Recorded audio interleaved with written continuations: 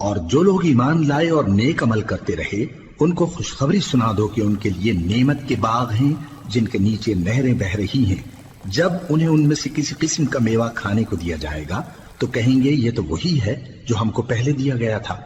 اور ان کو ایک دوسرے کے ہم شکل میوے دیے جائیں گے، اور وہاں ان کے لیے پاک بیویاں ہوں گی اور وہ بہشتوں میں ہمیشہ رہیں گے۔ اللہ اس بات سے آر نہیں کرتا کہ مچھر یا اس سے بڑھ کر کسی چیز مثلا مکھی، مکڑی وغیرہ کی مثال بیان فرمائے۔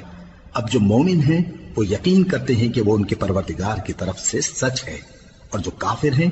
وہ کہتے ہیں کہ اس مثال سے اللہ کی مراد ہی کیا ہے۔ اس سے اللہ بہتوں کو گمراہ کرتا ہے اور بہتوں کو ہدایت بخشتا ہے، اور گمراہ بھی کرتا ہے تو نافرمانوں ہی کو، جو اللہ کے اقرار کو مضبوط کرنے کے بعد توڑ دیتے ہیں، اور جس چیز یعنی رشتہ قرابت کے جوڑے رکھنے کا اللہ نے حکم دیا ہے اس کو قطع کیے ڈالتے ہیں اور زمین میں خرابی کرتے ہیں۔